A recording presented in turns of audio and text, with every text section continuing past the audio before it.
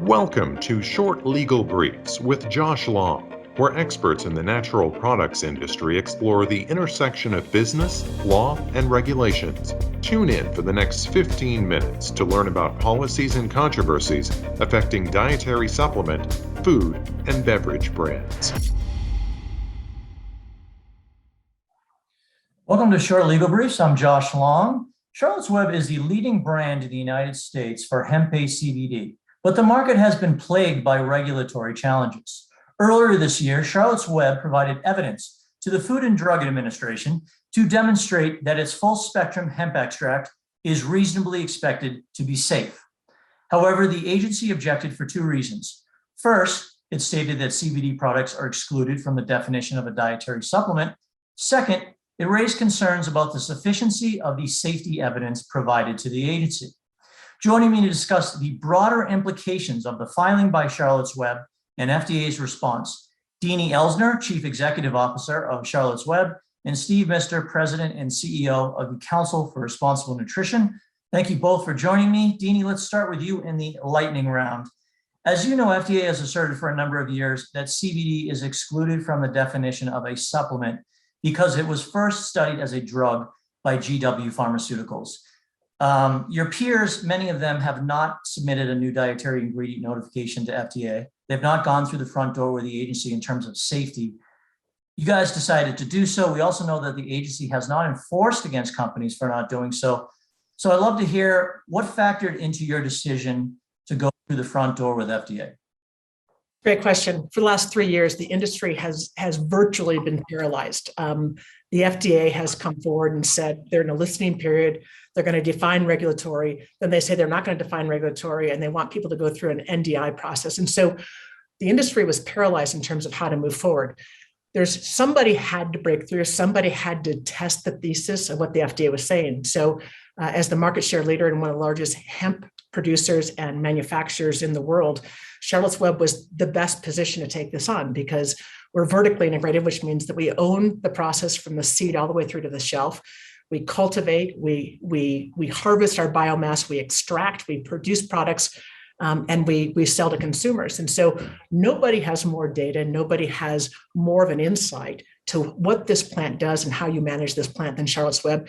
We decided to test the thesis and be the company to take the challenge. Thank you very much, Deanie. Steve, you have criticized FDA for failing to distinguish the full spectrum hemp extract sold by Charlotte's Web from the CBD quote article or drug studied and ultimately sold by GW Pharmaceuticals. Based on your review of the materials, what are the principal distinctions between the full spectrum hemp extract and the CBD article or drug?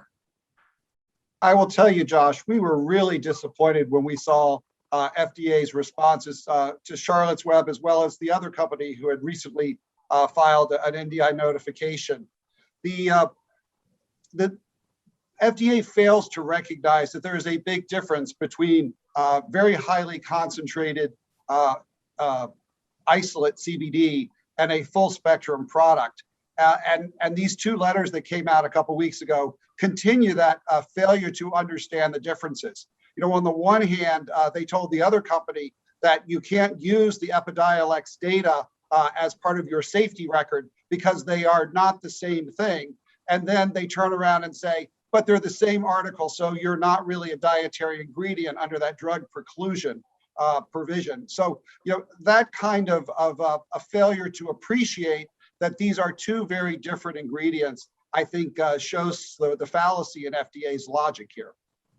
Thank you very much, Steve. Deanie, going back to you, I've looked at some NDI notices over the years, actually many, unfortunately, and some of them have been very rudimentary. Steve as well has seen some of these have been very basic.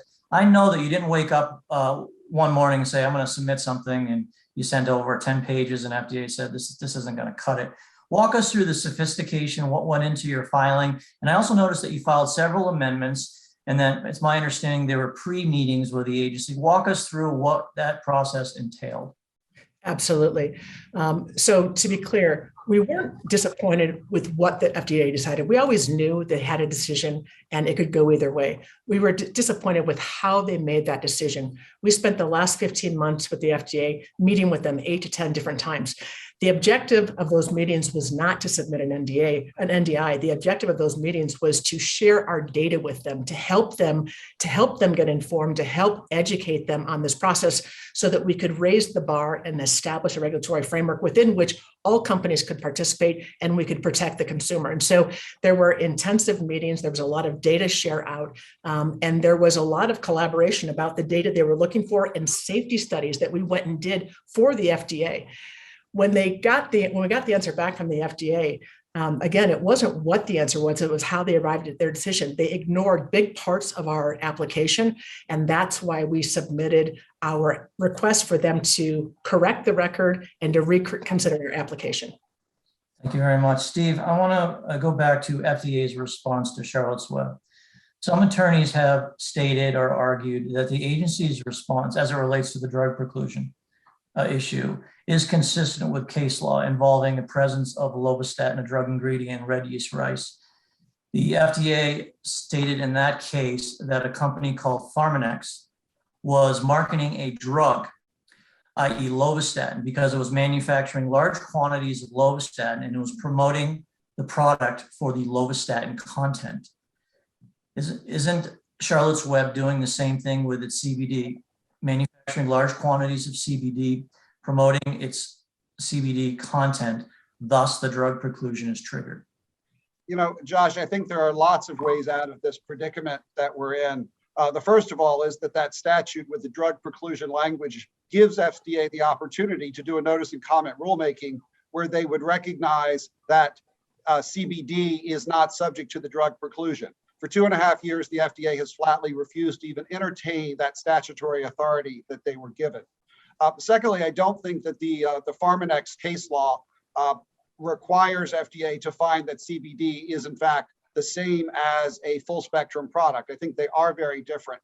And in fact, I think FDA actually shows some bad faith here because on the one hand, they are demanding in the NDI submissions that you, with great specificity, define how you're going to manufacture your finished product. What cultivars are you using? What seeds are you using? How are you processing it? They do all of that in the name of wanting to know that you can predictably produce a similar product.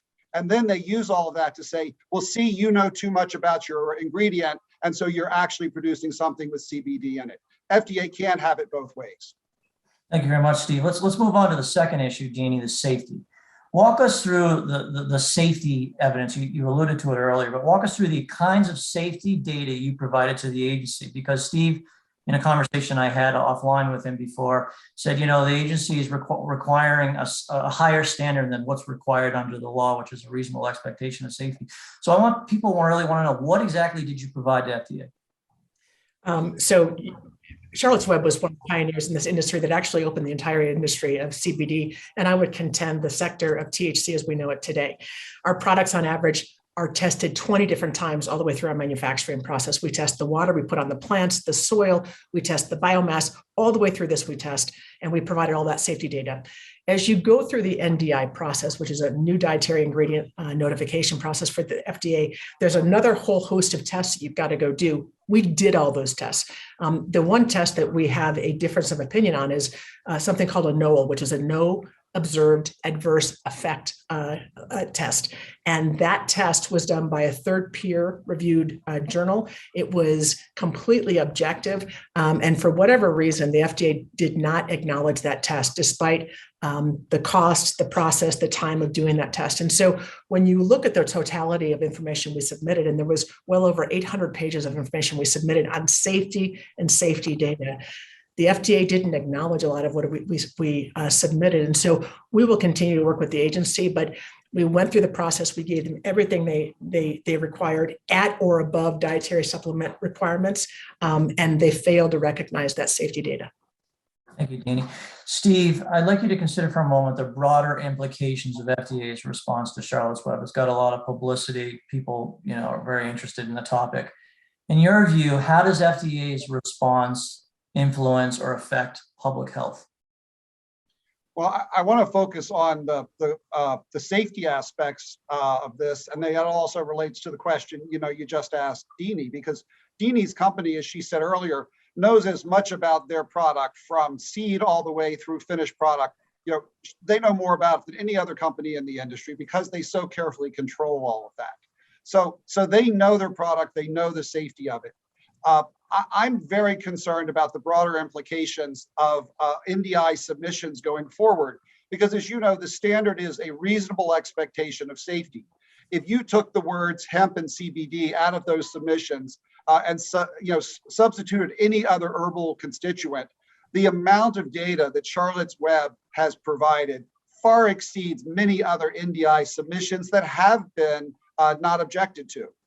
And so I think this is a real red flag for the industry, that the requirements for what is a reasonable expectation of safety is a moving goalpost. And it concerns me for future submissions for any NDIs, that if FDA has a political reason for not wanting to approve your product, that the safety standards and requirements may change to fit the political desires of the agency at that time. And that's something that should concern any dietary supplement company, not just the ones who are interested in CBD. All right, thank you both for participating in the lightning round. Steve Mister, I want to give you 2 minutes to offer your final thoughts on this topic. Well, I think the most important thing for us that has come out of these warning letters, or excuse me, these objection letters from FDA, is that we have never had a clearer signal that FDA is not going to solve this problem around CBD. While FDA continues to wring its hands over how to bring a product to market, for 2.5 years now, we have had a marketplace where consumers can't have the level of confidence across the board in these products that they should, because we have very reputable companies like CV Sciences and Charlotte's Web and Irwin Naturals and Garden of Life that are putting out quality products, and they are sharing that marketplace with companies who don't care about quality and are putting out less reputable products. We need to fix this market, and it appears now that Congress is the only one that's going to do it. So we are really turning our focus on the legislation that's in both the House and the Senate now to try to move that legislation, get a statutory fix that exempts hemp and hemp-derived CBD from the drug preclusion language. And then that would force FDA to treat this like any other dietary ingredient. They'd have to look at the NDIs. They'd have to play by the same rules as any other ingredient. So I think that's the bottom line here, is that the industry really needs to focus on our members of Congress. Thank you, Steve. Deanie Elsner, you're the Chief Executive Officer of Charlotte's Web. You get the last word. December 2018, Farm Bill was signed into law. It did a really important thing. It legalized the cultivation of hemp, but it failed in 3 ways. It failed farmers because it provided no route to market and no way to transport and sell that hemp, no demand. It failed consumers because it put consumers at risk, because there was no regulation established, and consumers have to now navigate what is today a $3 to $5 billion category completely on their own with no standard set. And frankly, with no federal preemption, it failed manufacturers, because now we've got to manage our businesses like a whack-a-mole across 50 states and 50 different sets of regulations. For us going forward, what has always been the most important is access to botanical alternatives for consumers and safety. Those are tantamount to everything that this company stands for.